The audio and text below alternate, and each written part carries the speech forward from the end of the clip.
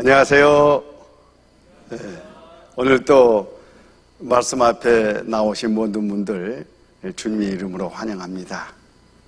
또 하나님과 성경에 대해서 알아가는 그런 기중의 시간이 되시길 바랍니다. 잠깐 기도하겠습니다. 천지와 우주 만물을 창조하시고 우리 인생들의 생사복을 주관해 가시는 아버지 하나님, 오늘 또 성경을 배우고자 기대되는 마음으로 머리 숙였습니다. 우리 각 사람에게 필요한 대로 교훈해 주시고 믿도록 증거로 역사하셔서 모두가 다 진리의 사랑을 깨달아가는데 부족함이 없도록 예비해 주시옵소서. 태어나는 입술이나 듣는 각 사람 마음이나 주님께서 온전히 주장해 주실 것을 믿고 의지하면서 우리 구주 예수님 이름으로 기도드렸습니다. 아멘. 성경 말씀 요한복음 17장을 보시겠습니다. 신약 성경 178쪽 요한복음 17장입니다. 요한복음 17장 3절, 영생은 곧 유일하신 참 하나님과 그의 보내신 자 예수 그리스도를 아는 것이니이다. 예, 우리는 어제 우리가 이 땅에 태어나 사는 목적이 영생에 있다고 공부를 했습니다. 영생이란 이 세상 넘어 저 세상이 있는데 거기 저 세상에서 창조주 하나님과 함께 영원히 행복하게 사는 삶을 영생이라고 부릅니다. 우리가 이 땅에 태어나 평생 사는 목적이 바로 영생을 예비하기 위함이고 하나님이 그것을 위해서 우리를 이 땅에 보내셨습니다. 그러면 그 영생을 어디서 어떻게 얻을 거냐? 그게 이제 우리는 좀 궁금하잖아요. 방금 읽은 이 말씀이 그 답을 해주고 있습니다. 우리 다 같이 한번 읽어보실까요? 영생은 곧 유일하신 참 하나님과 그의 보내신 자 예수 그리스도를 아는 것이니이다. 영생은 뭔가를 먼저 아는 거예요. 뭘 알아야 되느냐? 하나님. 그것도 진짜 유일하신 참 하나님. 그리고 그 하나님이 이 세상 죄인들 죄싹 갚아줘서 구원하기 위해 오신 바로 그 예수님을 아는 거예요. 그리고 그 하나님 예수님과 함께 올바른 인격적인 관계를 맺는 것을 믿음이라고 하는데 영생은 그 믿음으로 얻는 겁니다. 그래서 영생을 얻기 위해서는 무엇보다 올바로 알아야 돼요. 올바른 지식이 필요하다, 그런 뜻입니다. 하나님에 대해서, 성경에 대해서, 예수님에 대해서, 죄인에 대해서 올바른 성경적인 지식을 갖는 것이 아주 중요해요. 그래야 올바로 믿을 수가 있지 않겠어요? 올바로 알아야, 올바로 믿어야 올바로 갑니다. 올바로 가는 그곳이 천국이에요. 만약에 누군가가 이 하나님과 예수님에 대해서 모릅니다. 그럼 믿을 수가 없죠. 또 안다고 하는데 잘못된 지식을 가지고 잘못 압니다. 그러면 잘못 믿게 되겠죠. 그 결과는 어떻게 돼요? 믿지 않거나 잘못 믿었으니까 잘못 가게 되는 것이고, 잘못 가면 천국이 아니죠. 저 세상은 천국 아니면 지옥 둘 중 하나인데 천국 못 가면 지옥 가는 겁니다. 그만큼 올바른 지식이 중요한 거예요. 이번 이 성경 강연회가 다름 성경대로 올바른 지식을 여러분에게 전해주는 바로 그 계기다, 이렇게 생각하시면 틀림이 없습니다. 그러면 유일하신 참 하나님과 그의 보내신 자 예수 그리스도를 어떻게 알 거냐? 어디서 알 거냐? 다른 데서는 찾을 수가 없습니다. 하나님 말씀으로밖에는 알 수가 없어요. 하나님이 성경에 그 내용을 자세하게 구체적으로 말씀해 주셨어요.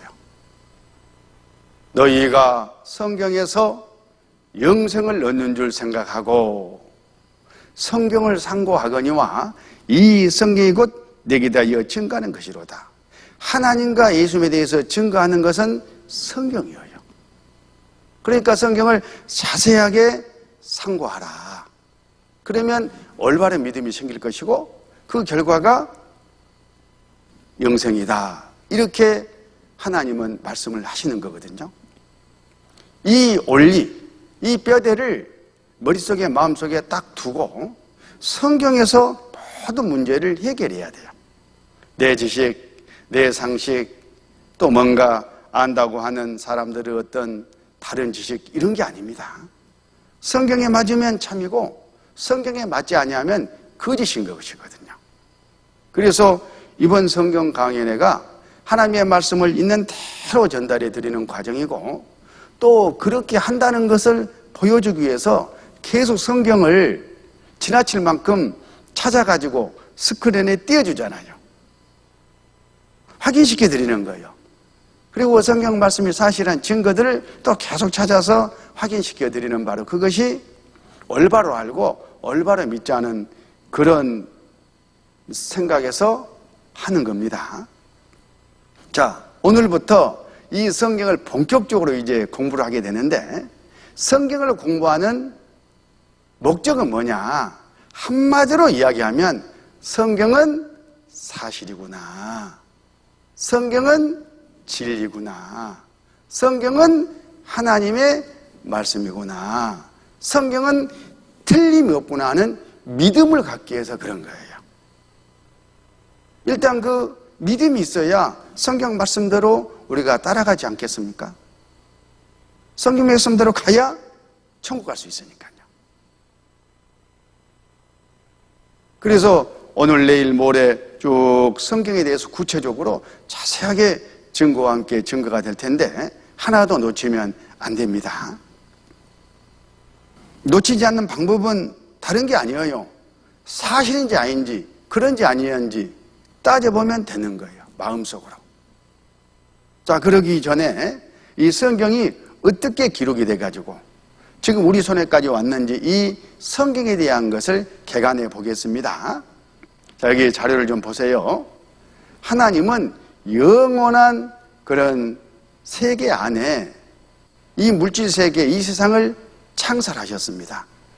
목적이 물론 있습니다. 내일 배우게 될 겁니다. 우리는 그 세상 속에 2020년을 지나고 있습니다. 그러면 2020년은 언제부터 시작해서 2020년이냐? 그 기점이 있을 거 아니겠습니까? 바로 성경의 주인공이신 예수님. 이 예수님이 이 세상에 오신 때를 기점으로 해가지고 2020년이 되는 해다. 그런 뜻이에요. 예수님 오시기 이전의 역사가 있었습니다. 그걸 기원전 그렇게 불러요. BC라고 불러요. 역사책을 보면 BC, Before Christ 이렇게 기록들을 하고 있지 않습니까? 예수님 오시고 나서 진행된 역사를 AD, 아노 도미네. 하나님이 이 세상에 사람으로 오신 지 100년이 지났다. 그런 의미예요. 우리는 예수님 오시고 나서 2020년을 지금 살아가고 있는 겁니다. 자, 예수님이 누구이길래? 성경의 주인공이신 예수님이 어떤 분이시길래? 세상 모든 사람들이 예수님을 기점으로 역사를 나누고 생활하고 있느냐 그 말이에요. 나와 무슨 관계가 있길래 예수님이 이런 세상 정중앙에 계시느냐. 이것부터 생각해 보면요 보통 일이 아닙니다. 이번에 그 이유를 알게 될 거예요. 끝까지 말씀을 들으시면. 이 성경은 예수님 오시기 1500년 전부터 기록되기 시작해서 오시고 나서 100년 후까지 1600년에 걸쳐서 기록이 됐습니다. 아주 오랜 시간 동안 이 성경이 기록된 겁니다. 맨 처음 기록된 성경이 창세기. 그래서 성경 보면 창세기부터 시작하죠. 맨 나중에 기록된 성경이 요한계시록. 마지막 성경을 보면 요한계시록, 요한묵시록 이렇게 편제가 되어 있습니다. 예수님 오시기 전에 기록된 성경을 구약성경, 오시고 나서 기록된 성경을 신약성경 그렇게 불러요. 예수님 오시기 전에 예수님이 오셔서 이 세상을 구원해 주겠다고 약속하셨습니다. 성경 말씀으로 하나님이 그 약속을 예수님을 보내가지고 그대로 지키셨어요. 이루신 겁니다. 그 내용, 하나님이 약속하신 것을 예수님이 그대로 다 이루었다, 지켰다 하는 그 내용을 신약에다가 기록해 놨어요. 그러니까 믿으라 그 말이죠. 그래서 구약과 신약을 함께 쭉 이렇게 공부하는 가운데 예수님이 누군지를 알게 되고 그 예수님을 구주로 믿으면 그게 영생인 거예요. 이 구약 성경은 39권입니다. 신약 성경은 27권이고 합쳐서 66권입니다. 39, 27, 토합 66. 마치 성경이 한 권이라고 생각하는데 66권의 성경을 하나로 묶어놨어요. 그래서 성경 전서 그렇게 부르는 겁니다. 이 성경은 40여 명의 기자들이 불러준 것을 받아 기록했다 해서 기자라고 그래요. 이 세상 책을 쓰면 저자라고 그러죠. 자기 생각을 쓰니까. 그런데 이 성경은 하나님이 저자고 그 하나님이 불러준 것을 받아 기록했기 때문에 기자예요, 기자. 40여 명의 기자들이 1600년 동안에 걸쳐서 곳곳 다른 장소에서 다른 문화 환경에서 다른 지식의 배경을 가지고 하나님이 불러주신 것을 받아 썼어요. 그것을 쭉 함께 묶었는데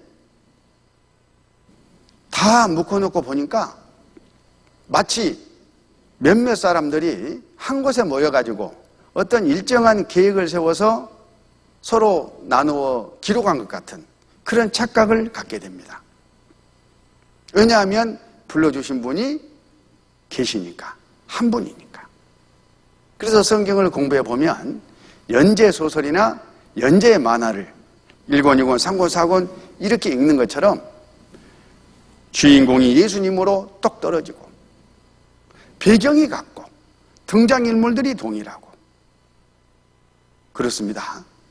그것만 가지고도 성경은 보통 책이 아니고 시간 공간을 초월해서 존재하시는 바로 그 신의 말씀이다. 이렇게 양심에 믿어져 버려요. 그런 분들이 많이 있잖아요. 자, 우리가 사는 이 시점에서 봤을 때 맨 처음 기록된 창세기는 3500년 전의 일입니다. 마지막 기록된 요한계시록도 1900년 전에 기록이 끝났어요. 1900년 전 그러면 우리나라 삼국시대 있잖아요. 고구려, 백제, 신라. 그 초기예요. 그러니까 아주 오래전에 성경 기록이 다 끝났습니다. 그런데 그런 구식텅텅 먹은 책을 왜 지금 이 시대에 우리가 배우느냐? 하나님의 말씀이니까. 이 성경 안에는 우리 시대에 이루어지는 그런 일들도 다 들어있거든요. 그걸 이제 이번에 확인하실 겁니다. 여기 잠깐 자료를 잠깐 보실까요? 여기 항아리가 있습니다. 1947년에 저 세상 정중앙에 있는 나라 이스라엘 동쪽에 사해바다가 있는데 그 사해바다 인근 쿰란 산악지대 동굴에서 이 항아리가 발견이 됐어요. 뭔가 하고 이 항아리 속에 있는 것들을 갖다가 분석을 해보니까 지금으로부터 2200년 내지는 2300년 전에 살던 예수님 오시기 200년 내지는 300년 전에 살던 사람들이 보던 구약 성경이 이 안에 들어있는 거예요. 뭐 항아리가 한두 개가 아니죠. 구약 성경 39권이 에스더만 빼고 다 들어있는 거예요. 그게 이제 신문에도 보도가 됐었는데 현존 최고 구약 사회문서 발견지 쿰란 47년 동굴서 사본 역사 천년 앞당겨 1947년도에 쿰란에서 이 일이 있었다 그런 뜻입니다. 그래서 당시 이스라엘 히브리 대학 고고학 박사들이 현장을 이제 발굴을 했죠. 그리고는 맨 처음에 한 일이 지금 우리 시대에 보는 성경하고 2300년에 살던 사람들이 보던 성경하고 뭐가 얼마나 다를까 그 조사부터 했어요. 그런데 결론적으로 문자 하나 틀리지 않고 그대로 똑같이 보존되어 왔다는 것이 확인이 됐어요. 마침 그때까지만 해도 어떤 일들이 종종 있었느냐 하면 원래 구약 성경이라는 것은 없었다. 예수님이 오시고 나서 이스라엘 사람들 입으로 전해오던 그런 이스라엘 역사를 기록해가지고 편집해가지고 구약 성경이라는 것을 만들어냈다. 이렇게 엉뚱한 소리를 한 사람들이 있었다 그 말이에요. 또 어떤 사람들은 그래 원래 하나님이 불러주시고 사람이 받아 기록한 것은 맞다. 그렇지만 시대가 지나가면서 그 성경에 사람 생각을 더하거나 빼가지고 많이 변질됐다.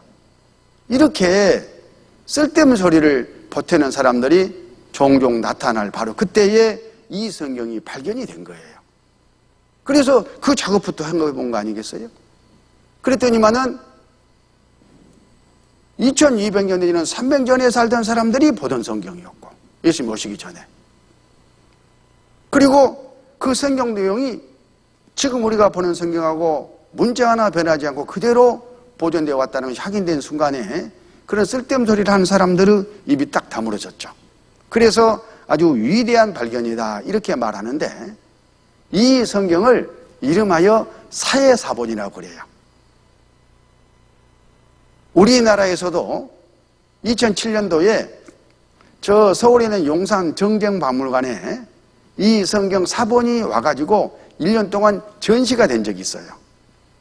아마 관심 있는 분들은 가서 직접 보기도 했을 겁니다. 그때 보도됐던 뉴스를 잠깐 한번 듣고 가십시다. 현존하는 가장 오래된 성경인 사해사본 진본이 처음으로 국내에 선보였습니다. 문호철 기자가 전합니다. 2000년 전 양피지의 손으로 쓴 구약 성경 사해사본 중 이사야서 주에서입니다. 유대교의 한 유파가 생활했던 사해 근처 집터에서 60년 전에 발견된 성경으로 메시아의 도래를 예언했습니다. 바로 이곳이 사해사본이 발견된 쿰란 사동굴을 재현한 곳입니다. 그리고 이것이 바로 사해사본이 발견된 항아리입니다. 사해사본의 발견은 성경 역사에 큰 획을 그은 20세기의 경이로 평가됩니다. 이전에 있었던 구약 성경이 기원 후에 쓰여졌다라는 그 학설을 완전히 소멸시킨 그런 발견이라고 할 수 있고요. 근데 1947년도에 쿰란 동굴에서 구약 성서책을 발견함으로써 그것은 신약 시대의 약간 이전입니다. 구약 성서의 역사를 1000년이나 앞당겼습니다.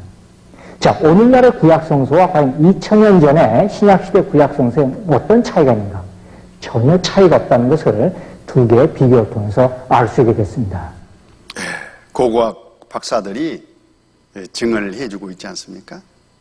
성경은 그런 권위 있는 하나님의 말씀입니다. 자, 숱한 역경 헤쳐나온 영원한 베스트셀러. 오랜 동안 여러 부침을 거치면서 우리에게까지 이 성경이 내려왔어요. 기독 공부에 보고된 건데요. 성경 전 세계 2935개 언어로 번역됐다. 이 세상에 있는 모든 언어로 다 번역이 돼가지고 이 성경이 익히고 있어요. 그 오래된 책이. 왜 그럴까 한번 생각해 볼 필요가 있잖아요. 이 성경 안에 죽음 건너 영생의 길이 있기 때문에 하나님이 섭리적으로 이 반포하도록 하고 계시는 거예요.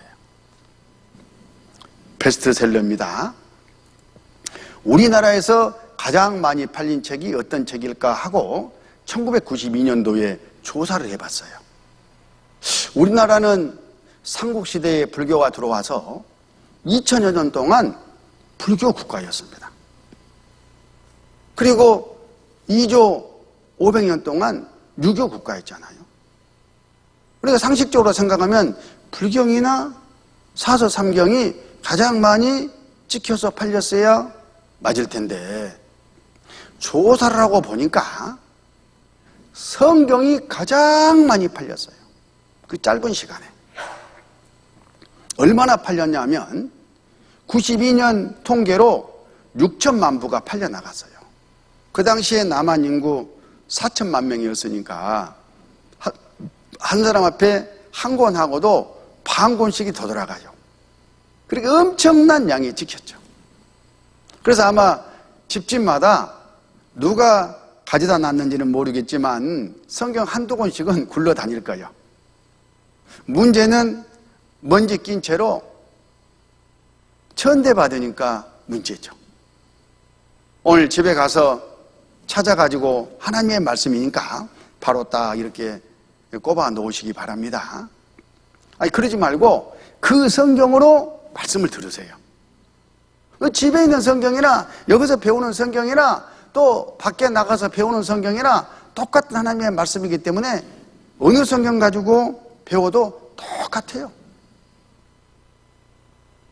하나님의 말씀입니다. 세계에서 가장 많이 팔린 책도 물론 성경입니다. 1815년부터 1992년 사이에 61억 권이 찍혔답니다. 그 당시에 세계 인구가 60억 정도 되니까 한 사람 앞에 한 권꼴로 찍혀서 나갔어요. 엄청난 양입니다. 이런 성경을 우리가 공부한다는 것 하나만으로도 엄청난 지금 좋은 기회를 잡고 아주 훌륭한 일을 지금 하고 계신 거예요. 근데 여기서 끝나면 안 되겠죠? 진짜 이 성경이 하나님의 말씀일까? 우리가 어떻게 그걸 알 수 있느냐?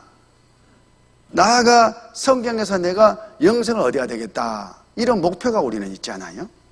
자, 신명기 18장을 보시겠습니다.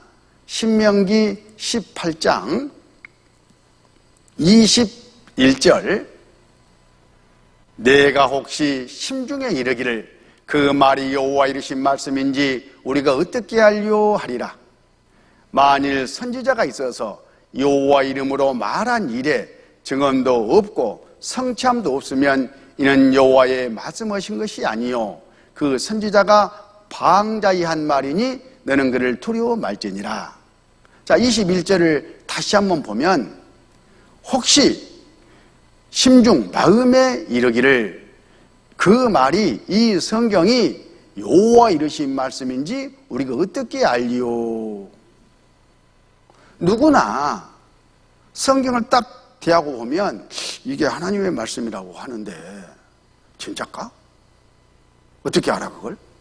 이런 마음이 올라와요. 아주 자연스러운 거예요. 그 마음이 올라오지 않는 그게 좀 이상하죠.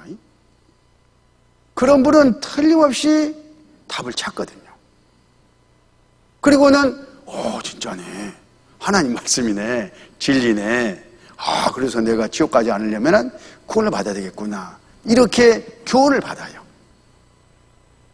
그런데 하나님이 이 성경이 하나님의 말씀인지 아닌지 아는, 깨닫는, 다른 말로 하면 믿음이 생기는 방법을 제시해 주셨어요. 증언과 성취함이라는 것을. 여기 22절에 만일 선지자가 있어서 여호와 이름으로 말한 일에 증언도 없고 성취함도 없으면 이는 여호와의 말씀하신 것이 아니요. 그러니까 증언이 있고 성취함이 있으면 이건 여호와의 말씀이다, 그런 뜻이잖아요. 하나님은 인류 역사를 창설하시고 계속 이 역사를 경영해 오시고 앞으로 경영해 가셔요. 이 성경이 기록된 시점에서 딱 봤을 때 중간이죠.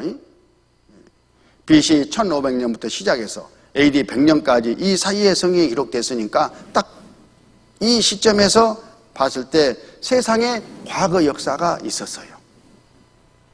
그리고 이 시점을 봤을 때 앞으로 진행될 미래 역사도 있잖아요. 그걸 하나님이 성경에 기록해 놓고 과거에 있었던 역사는 이 성경에 기록된 말씀이 진짜인지 아닌지 여기저기 고고학적으로 또는 여러 가지로 증거가 있을 테니까 찾아봐라 이거예요. 찾아보는 것은 믿어야 되는 사람이 찾아봐야 되는 겁니다. 그러면 틀림없네, 성경 사실에 하는 믿음이 생길 거다. 또 앞으로 될 일은 하나님이 미리 아시잖아요. 미래의 일을 성경에다가 간간히 기록해 주고 그 말씀을 그대로 이루어갈 테니까 그 말씀이 말씀대로 이루어지고 있는지 안 이루어지는지, 이루어졌는지 안 이루어졌는지 그거 따져봐라. 그러면 틀림없이 이루어졌을 거다. 왜? 하나님이 그렇게 하시니까요.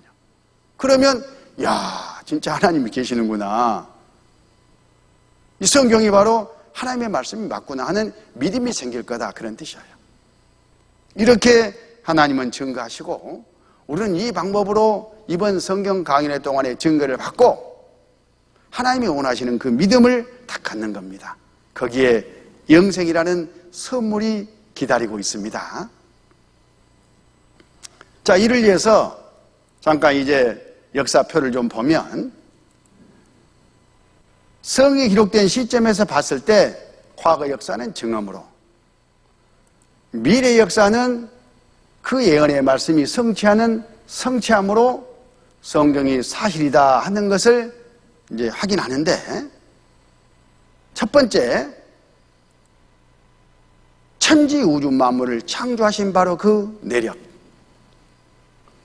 어제 하나님이 창조하신 창조물을 보고 하나님이 길 수밖에 없고 그분의 능력과 신성이 어떤 것을 잠깐 배웠습니다. 그 하나님이 이 성경 안에다가 내가 창조주라는 증거를 넣어놨어요. 그러니까 그 증거를 하게 돼 보면 맞네, 하나님이 창조주네, 하나님이 어떤 분이네 알게 된다, 그런 뜻이에요. 자, 여기 한번 그 원리를 좀 생각해 보면 이 박스 안에 무엇이 들어있을까요? 이 박스 안에 여러분 모르시죠? 이 박스를 만들지 않은 사람은 죽었다 깨어나도 모르는 거예요. 그런데 이 박스를 제작한 사람은 속내로 흔히 알죠, 뭐가 들어있는지. 어떤 사람이 내가 만들었어. 그래? 그럼 속에 뭐가 들어있어? 알아맞혀야 돼요. 그건 잘 모르겠는데 그건 만든 게 아니죠. 이건 제가 만들었습니다. 제가 만들었다니까요. 그러면 제가 만들었다는 증거를 대야죠. 어떻게 증거를 대야 될까요? 이 속에 뭐가 있는지 말할 수 있어야 돼요. 그게 또 말이 사실이어야 돼요. 이 안에 중년 부인이 이렇게 띵까띵까 춤을 추고 계셔요. 확인할까요? 맞잖아요. 그러면 내가 만들었다는 말을 신뢰할 수 있어요, 없어요? 신뢰할 수 있죠.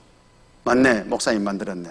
아까 처음에는 제가 만들었다 하니까 아마 목사님이 거짓말은 할 리는 없을 것이고 또 목사님이 갖고 왔으니까 99%는 맞는 것 같네. 근데 진짜 만들었을까? 이런 의문도 같이 따라가는 거예요. 그건 믿음 아닙니다. 근데 이런 증거를 딱 보고 나서는 확실하네. 100% 맞네. 이게 믿음인 겁니다. 증거를 봐야 올바른 믿음이 오는 거다. 그런 뜻입니다. 자, 그러면 이 속에는 뭐가 들었을까요? 저는 알죠. 만들었으니까. 제가 알아맞추면 만들었단 말이 사실이에요. 고양이가요, 춤추는 아줌마를 보면서 싱긋 웃고 있어요. 보세요. 아, 사실이네. 이런 식으로 증언과 성취함을 통해서 성경이 사실인 것을 확인하고 믿어라. 그런 뜻이에요. 자, 그러면 이 지구와 이 우주, 누가 지었을까요? 누군가 우주와 지구를 지으신 분은 내가 지었다 이렇게 말을 할 수 있어야 돼요. 그리고는 내가 지었다는 증거를 내놔야 돼. 그러면 우리는 그분의 말을 믿을 수가 있는 거예요. 진리로 사실로. 하나님은 그렇게 우리에게 믿도록 증거를 주십니다. 자, 이걸 구체적으로 살펴보기 위해서 자, 보세요. 하나님이 그렇게 말씀하십니다. 이사야 45장 12절 내가 땅을 만들고 그 위에 사람을 창조하였으며 내가 친소로 하늘을 펴고 그 만상을 명하였노라. 내라는 분이 지구도 만들고 하늘도 만들고 하늘을 펴고 만물도 만들고 사람도 지었다 그러잖아요. 이게 사실일까? 여기서 내가 하는 네라는 분이 만드는 게 사실일까? 그러면 이 내가라 하신 분은 우리에게 내가 만들었다는 증거를 내놔야 된다니까요. 그 증거가 뭐냐? 성경이에요. 성경 안에다가 그 증거를 말씀해 놨어요. 그리고 확인해 보라 그런 거예요. 그 증거가 창조 증거가 이 성경 안에 무수히 많아요. 하나님이 말씀하신 수없이도 많은 말씀 가운데 대표적으로 몇 개만 확인해 보겠습니다. 그거 가지고도 우리가 믿는 데는 충분하거든요.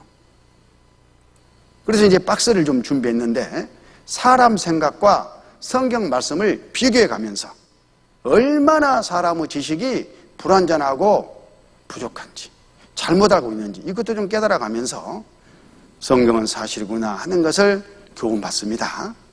자, 맨 먼저 묘성과 삼성을 가지고 증거를 삼아 보겠습니다.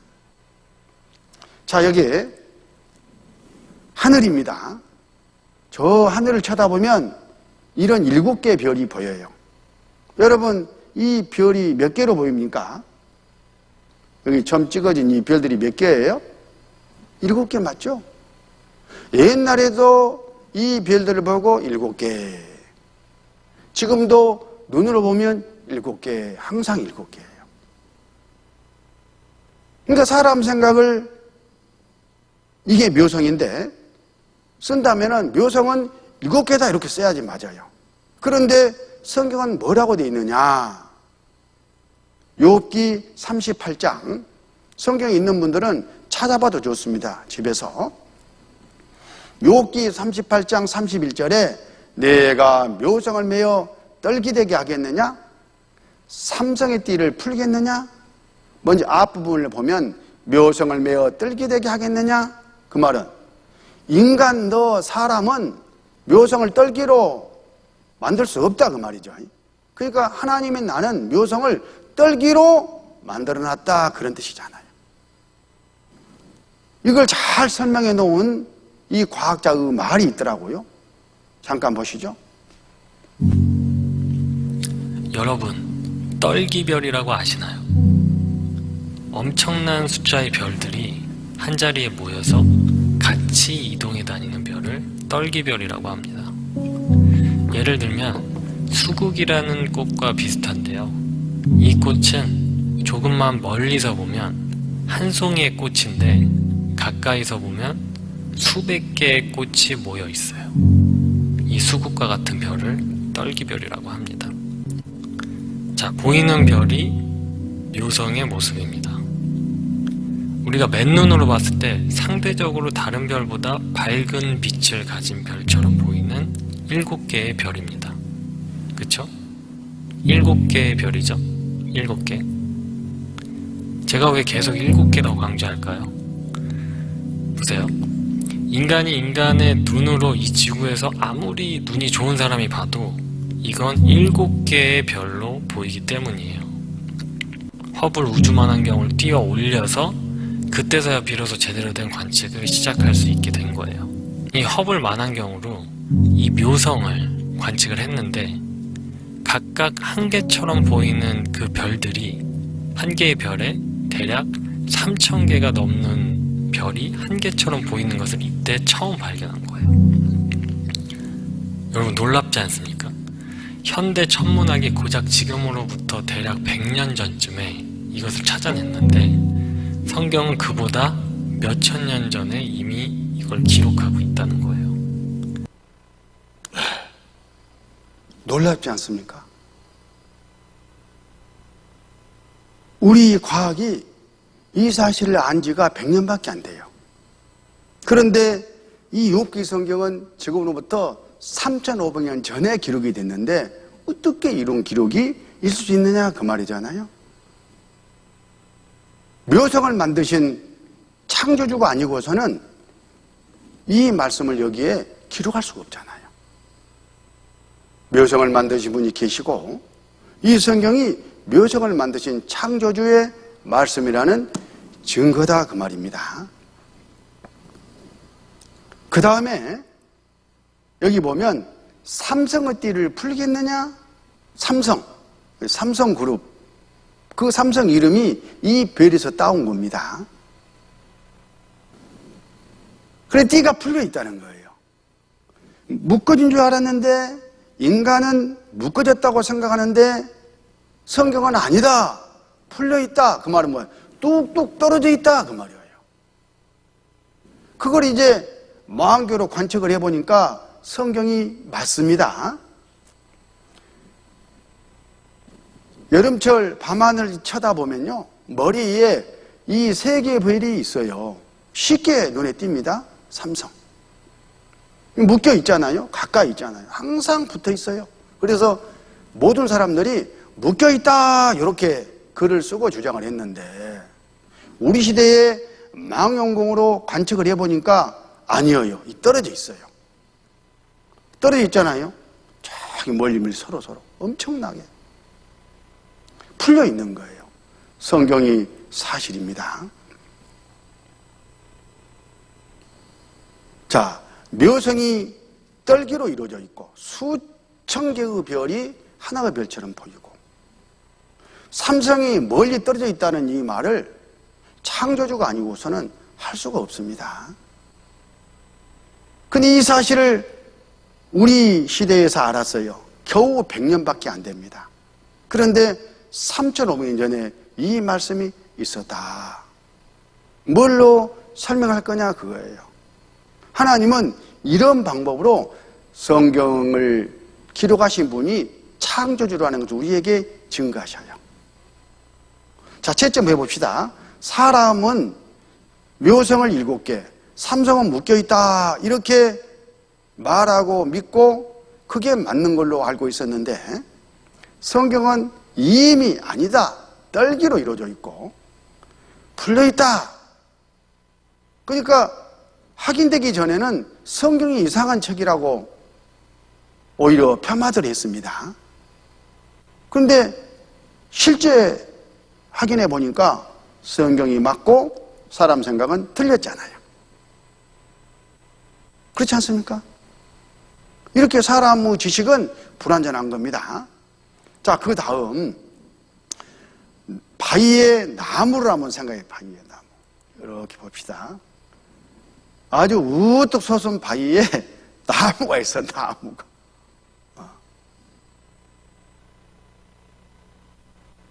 저 나무가 저 바위에서 저렇게 살아가려면 최소한 누군가 물을 줘야 돼. 또 자라야 되니까 영양분, 질소 비료가 주어져야 돼요. 누가 저런 곳에 물과 비료를 주겠습니까? 사람은 아니잖아요. 그런데 누군가는 줘야 돼. 바로 하나님이 그렇게 하신다고 3500년 성경에 말씀하고 계셔요. 아까 봤던 욥기 36장 27절에 그가 물을 가늘게 이끌어 올리신 즉 그것이 안개되어 비를 이루고 그것이 공중에 내려 사람에 쏟아지느니라. 물을 수증기로 만들어가지고 이끌어 올려가지고 구름을 만든 다음에 이동시켜서 비가 내리게 하는 그런 방법으로 물을 주신다 그 말이에요. 누가? 그가 하나님. 이게 무르순환 원리잖아요. 학생들이 학교에서 무르순환 원리를 배웁니다.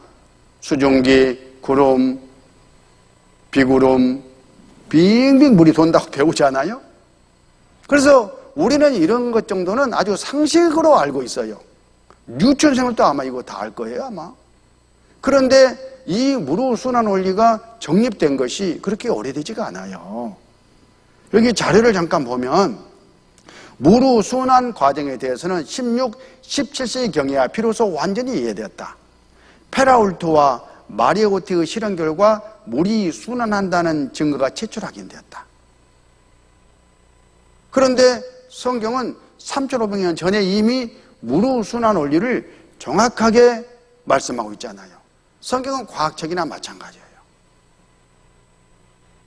또 바위에 나무가 자라려면 질소 비료가 주어져야 됩니다. 누가 저 나무 위에 들판에 질소 비료를 주느냐 그거예요. 그래서 그동안에 과학자들이 뿌리옥 박테리아서를 이야기하고 주장하고 또 우리는 그렇게 배우고 시험 보고 그랬습니다. 그런데 성경 3500년에 기록된 성경은 아니다. 번개가 질소 비료를 만들어준다 이렇게 말씀하고 있어요. 자, 여기 자료를 잠깐 보면 아까 욥기 36장 30절에 그가 번개빛으로 자기의 사면에 두르며 바다 밑도 가리우시며 이런 것들로 만민을 징벌하시며 이런 것들로 식물을 풍부히 주시느니라. 번개가 벼락도 치지만은 뭐요? 우리 인간들에게 식물, 여기서 식물은 먹는 음식입니다. 먹는 음식을 풍부하게 준다는 거예요. 배 터지라고. 무슨 소리요? 번개가 번개 칠 때 콩 볶아 먹는다 뭐 그런 소리는 들어봤어도 번개가 뭘 것을 줘? 그동안 이해가 안 됐습니다. 그런데 이 말씀이 사실이에요.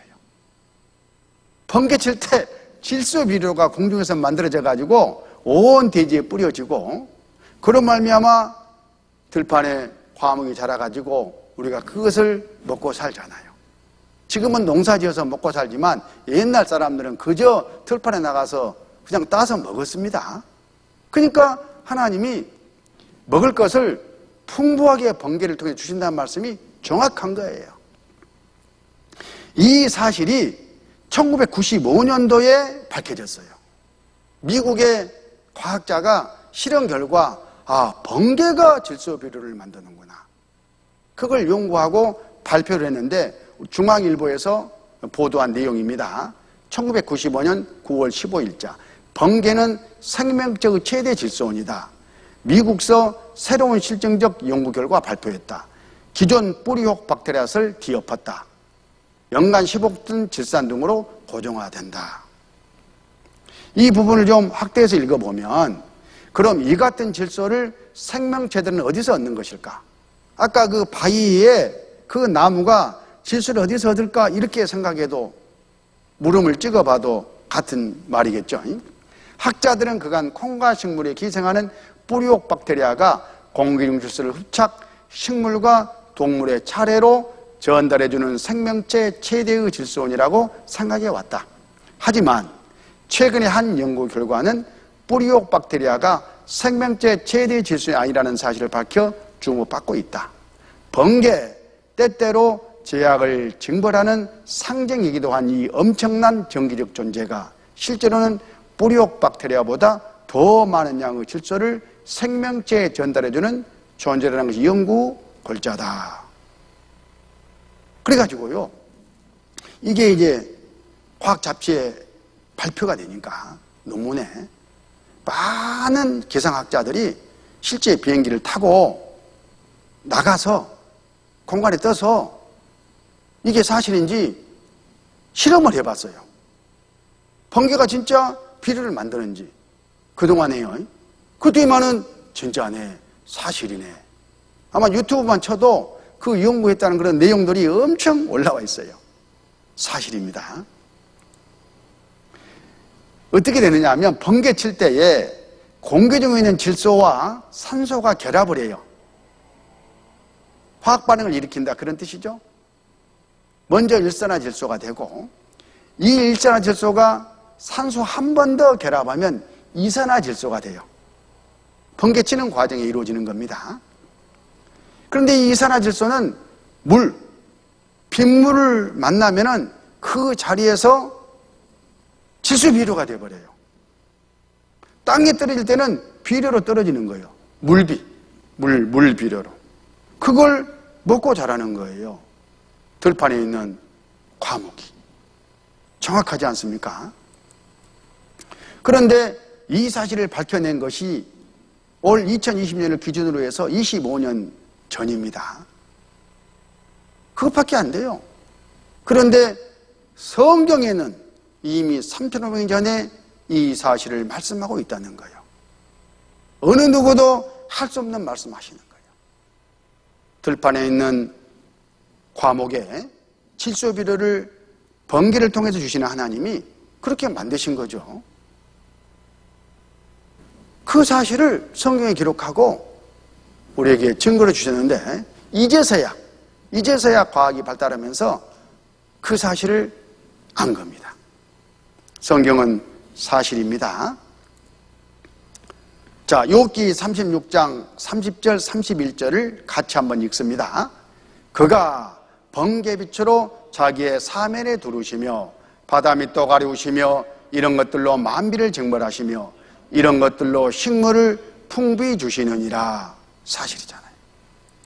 이 신문 보도를 보면 97년 12월 23일자 광주일보 번개 잦으면 농작물 20% 중수된다.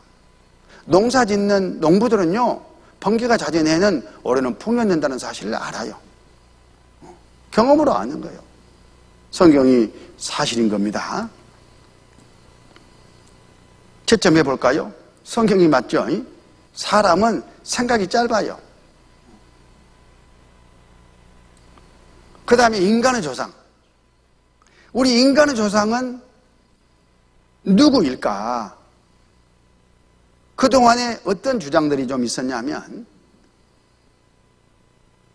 지구상 곳곳에 온성이과에 속한 유인원들이 각각 따로따로 이제 살고 있었다. 비슷한 시기에 우연히 꼬리가 떨어지고 허리가 펴지고 직립으로 걷기 시작하더라. 그러더니만은 사람들이 됐다는 거예요, 사람들이. 그러니까 한반도에서는 그 조상, 그 원성이 밑에서 한반도 조상이 나오고, 중국에서는 거기서 원성이, 후성이 나오고, 그래서 전 세계 인종들은 다 조상이 다르다. 동시다발, 진화설, 이걸 주장했어요. 그런데 우리가 공부하는 성경은 아니다. 하나님이 딱 한 사람 남자 여자를 지어가지고 모든 사람은 그 후손이다, 이렇게 말을 해요. 그것도 1900년 성경에 한 분이라고. 사도행전 17장 26절 인류의 모든 족속을 한 혈통으로 만드사 온 땅에 거하게 하시고 저희 연대를 정하시며 거주 경기를 한 하셨으니 인류의 모든 족속을 한 혈통 한 핏줄로 지었다 이렇게 말씀하잖아요. 그러면 성경이 맞는지 아니면 동시다발 진화설이 맞는지 따져봐야 될 거 아니겠어요. 그렇지 않아도 티격태격 싸웠어요. 이제 막 싸웠어. 그러니까 세계에서 가장 유명한 연구단체인 지오그래픽에서 야, 싸울 것 없이 우리가 확인해 줄게. 지금은 과학이 발달해가지고 DNA 그걸 분석해 보면 한 혈통인지 아닌지 금방 드러나잖아요. 그래서 전 인류의 각 족속들의 피를 채취해가지고 실험을 했습니다. 그 결과가 2005년도에 KBS에서 보도가 됐어요. 그 부분을 한 대목 보겠습니다. 태초에 하나님이 천지를 창조하시고 가라사대 우리의 형상대로 사람이 되라 하셨다. 성서에서는 그를 아담이라 했고 우리 모두의 조상이라고 했다. 그래서 유전학적 아담을 찾아보기로 했다. DNA에 들어있는 작은 단서가 지구상에 살고 있는 모든 남자들과 인류의 공통조상인 한 남자를 연결하고 있다. 그래서 과학적, 유전학적으로 증명된 아담을 찾아보기로 했다. 지구상에 존재하는 모든 인간에게 DNA를 제공한 최초의 인류. 북극의 이누이족, 아마존의 아메리카 인디언, 사막의 유목민과 월스트리트의 사업가가 정말 같은 핏줄일까? 내셔널 지오그래픽 소속의 유전학자 스펜서 웰즈가 아담을 찾는 작업을 지휘하기로 했다. 한편 파테섬의 그 남자에게서 나온 Y 염색체는 마지막 단서를 제공하고 있었다. 이 Y 염색체를 전 세계에서 채취한 수천 명의 염색체와 비교했다. 그 결과 엄청난 사실을 발견했다. 모든 Y 염색체에 존재하고 있으며 현재 전 세계 모든 남자들에게 있는 변종을 찾아낸 것이다. 우리가 찾고 있던 공통의 변종이었다. 우리는 DNA 추적을 통해 나무의 뿌리에 도달할 수 있었다. 모든 가지가 한 남자, 한 Y 염색체와 연결돼 있었다. 성경이 사실이다 하는 증거가 과학적으로 나왔잖아요. 성경은 진리인 거예요. 과학이 발달하면 발달할수록 성경이 사실이라는 것이 더 확인이 되는 거예요. 어떤 사람들은 성경은 비과학적이다. 그렇지가 않아요. 만물을 과학적으로 지으신 하나님이 성경도 말씀하셨기 때문에 똑같은 겁니다. 진리예요, 진리. 사이비 과학으로 보니까 이상한 거죠. 찌라론이 무슨 과학이에요? 법칙이 아니에요. 그냥 론이요, 론. 그렇게 주장한다 그런 뜻이죠. 여기 신문 자료를 잠깐 보면 DNA로 인류족보 캔다. DNA 분석을 해보니까 한 곳에서 전체 인류가 퍼져나갔지 않습니까? 인류 조상은 유전적으로 하나다. 미토코니아 2부 Y 염색체 아담 혈통이다. 이런 보도들이 계속 나온 거예요. 인류는 한 어머니에서 탄생했다. 미학자, 유전자 연구, 동시다발 진화설 뒤엎어. 잘못했다 그 말이에요. 그게 아니다 하고 뒤엎었습니다. 우리는 지금 이런 시대를 살고 있는 거예요. 그런데 왜 서로 색깔, 눈, 피부, 머리 이런 게 좀 다르냐? 그 이상하지 않느냐? 기후 환경 때문에 그래요. 그걸 위해서 잠깐 자료를 보면 피부가 하얗고 노랗고 까만 이유는 멜라닌 색소 양이 좌우한다. 하나님이 인간을 지으시면서 사람 몸속에다가 멜라닌 색소가 분비되도록 그렇게 해놓으셨어요. 멜라닌 색소는 햇빛을 많이 받으면 많이 분비돼가지고 햇빛의 양을 차단해주는 일을 해요. 햇빛이 좋긴 하지만 너무 많이 받으면 암 걸리잖아요. 그래서 아프리카 같은 쪽으로 간 사람들은 햇빛을 많이 받고 뜨거운 햇빛을 받기 때문에 멜라닌 색소가 많이 분비돼가지고 피부가 새카맣고 거기에 맞춰서 내 몸이 이렇게 변한 거예요. 북쪽으로 간 사람들은 그렇지 않아도 햇빛이 부족한 판에 멜라닌 색소가 분비될 여지가 없잖아요. 그래서 피부가 하얘요. 중간 정도에 사는 사람들은 적당히 받으니까 적당히 분비됐고 그래서 노리끼리 해요. 우리 항인정이죠. 그렇게 다를 뿐인 겁니다. 봐요. 똑같은 사람인데 피부색은 유래에 따라서 좌에서 양에 따라서 다르게 변해왔다. 황인종, 백인종, 흑인종은 한 조상 형제다. 이렇게 이제 결론을 짓고 있습니다. 채점해보면 성경이 맞잖아요. 동시다발 지나서는 박살 났어요. 또 하나 이제 과제. 각 사람 나. 누가 각 사람 나를 만들었을까? 지었을까? 그거 별로 생각 안 해봤죠. 당연히 뭐 부모님이 지었지. 그렇게 생각들 합니다. 그러나 성경은 그렇지가 않아요. 아니다. 하나님이 지었다. 그래요. 하나님이. 자, 성경 시편 139편 13절을 보면 주께서 내 장부를 지으시며 나의 모태에서 나를 조직하셨나이다. 하나님이 어머니 뱃속에서 나를 지으셨다. 그렇게 지금 말씀하셔요. 우리는 그 생각을 해보지도 못하고 살았죠. 만약에 부모가 자녀를 만든다면, 짓는다면은 아들 낳아보려고 딸을 7씩이나 두는 그런 집안이 생기지 말아야 돼. 그런데 아들 낳아보려다가 포기하는 집안이 얼마나 많아요. 내 마음대로 안 된다 그 말이에요. 내가 만들지 않는다는 그런 증거입니다. 하나님이 부모 그 태에서 짓는 거예요. 하나님의 방법으로. 자, 여기 그 이치를 좀 이해하기 위해서 자료를 하나 가져왔습니다. 사람은 커피를 손쉽게 빼먹고 싶으니까 자판기를 만들었어요.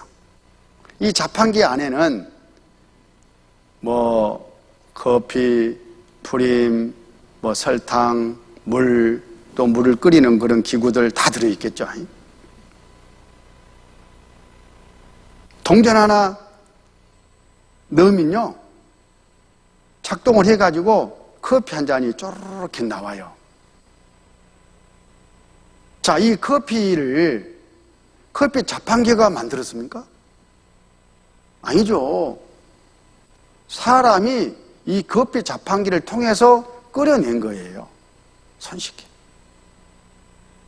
자판기가 만든 게 아닙니다. 자판기는 그냥 도구요, 도구. 과정. 그처럼 하나님은 각 사람 나를 이 땅에 태어나 살게 하려고 자판기와 같은 아기 주머니를 가진 여자를 지었어요. 여자. 어머니도. 그리고 이 어머니 뱃속에 태를 두시고 10달 동안 사람이 되어서 나오도록 그렇게 유전자로 장치를 다 해놓으신 거예요. 창조주의 섭리로. 그리고는 아버지 뱃속에다가 씨를 넣어놨어. 그래서 아저씨 그런 것 같습니다. 어머니는 아기 주머니가 있으니까 아주머니 그렇고, 씨가 어머니 뱃속에 뚝 떨어지면 정자와 난자가 만나가지고 세포 분열을 해요. 그렇게 프로그램을 해놨어. 컴퓨터 그런 프로그램처럼. 그래가지고 10달이 지나면 나라는 아이가 태어납니다. 사람이 만든 게 아니죠. 하나님이 부모를 통해서 나를 지으신 거예요. 근데 이 성경에 내가 지어지는 과정이 순서가 정확하게 기록되어 있어요. 어머니 뱃에서 나를 지으신 분이 아니면 절대 쓸 수 없는 말씀이 3500년 전 욥기 성경에 기록이 되어 있어요. 그 말씀을 잠깐 보면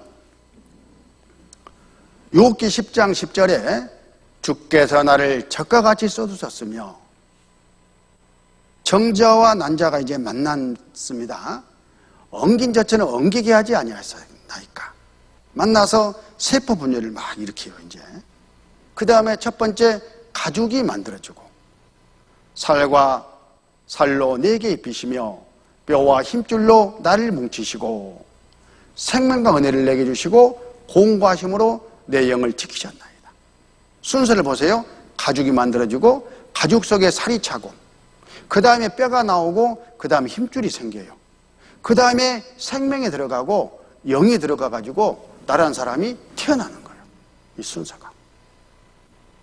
현대 과학이 아기가 만들어지는 과정을 촬영했습니다. 이제 이 정자들은 생존을 위한 치열한 전쟁을 치러야 하는데요. 병균 침입을 막기 위해 늘 산성을 유지하는 지뢰 환경이 그들이 만나는 첫 번째 관문입니다. 이 관문을 통과하는 것은 고작 20%.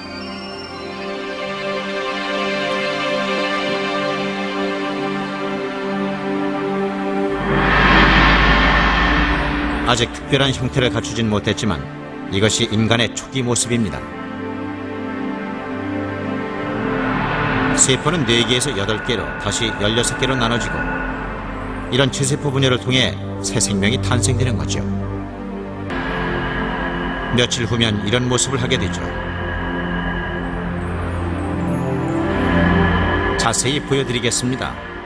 이것이 바로 팔입니다. 이제 세포들 중 몇 개는 손을 만드는 작업에 착수하게 되는데요.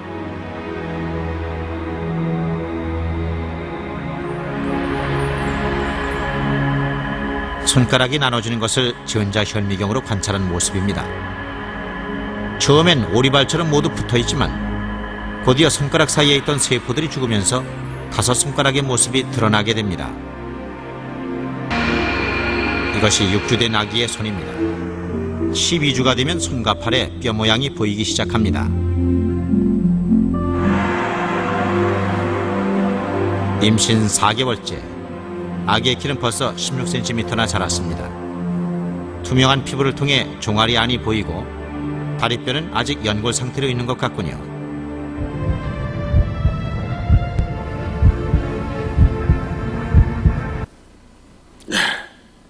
바로 이 모든 것들이 뭘 말해줍니까? 성경에서 나라고 창조주라고 하시는 하나님이 모든 걸 지으셨다는 것이 사실이고 이 성경이 하나님의 말씀이라는 바로 그 증거들이에요.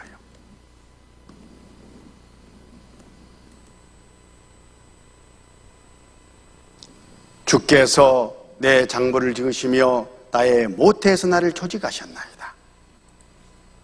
14절은 같이 읽습니다.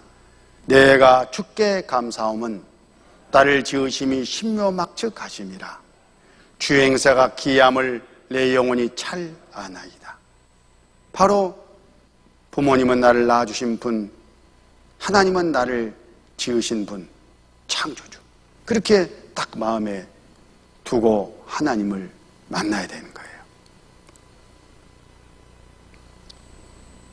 성경에 하나님이 나를 지었다는 말씀이 사실이지 않습니까? 부모라고 생각하는 것은 착각이었어요. 자, 지금 많은 증거 가운데 딱 4가지만 봤는데도 불구하고 답이 나와버렸잖아요. 성경은 밤새 봐도 사실이에요. 전지전능하신 하나님이 하신 일이기 때문에 실수가 하나도 없어요. 사람 생각은 얼마나 엉터리입니까? 내 생각과 성경이 다르면은 내 생각을 고쳐야 돼요. 고정관념을 깨야 된다. 그런 뜻이에요. 성경에 내 생각을 맞추는 것이 너무나 중요한 겁니다. 그런 고민의 말씀을 드리면서 우리는 지금 성경은 사실이다 하는 바로 그 연구를 해나가고 있는 겁니다. 성경에 많은 증거가 있지만은 다 볼 이유가 없어요. 그 필요도 없습니다. 왜냐하면 바닷물은 짜다 하는 거 진리 아니에요? 진리죠. 왜? 사실이니까. 근데 어떤 사람이 안 믿겨. 그러면 부산 앞바다 가가지고 바닷물 딱 봤더니만은 진짜 짜네? 자, 그만! 하고 믿어져 버렸어. 그럼 됐잖아요. 서해바다, 동해바다, 미국 앞바다 가서 마실 이유가 뭐가 있어? 짜다는 것은 깨달아졌는데. 근데 의심이 있으면 서해바다 가서 한번 맛을 봐야 되겠죠. 서쪽도 짤까? 그럼 맛을 봐야죠. 짜구만. 거기서 짜구나 하고 끝낸 사람이 있을 것이고. 그래도 의심이 있으면 또 동해바다 마셔봐야 되고. 미국 아파트도 짤까? 태평양도 짤까? 그러면 거기 가서 실제 확인해봐야죠, 자기가. 짜네. 이런 사람은 없겠죠. 아니야, 나는 그래도 못 믿어. 이 바닷물을 다 퍼서 마셔보고, 그리고 나는 인정하든지 말 건지 할 거야 하면서 다 퍼서 마시면 이거 어떻게 되는 거예요? 이 성경은 바다와 같아요. 그래서 한 군데 딱 진리면 나머지는 더 이상 볼 것 없이 진리인 거예요. 한 하나님의 말씀이니까. 그래서 이번에 성경을 대표적인 말씀을 가지고 쭉 공부해 갈 때에 어느 대목에 있었는지 사실이구나 이렇게 믿어지면 50%는 정확하게 이제 준비가 된 겁니다. 그렇게 생각을 하면서 10분 쉬었다가 말씀을 이어가도록 하겠습니다.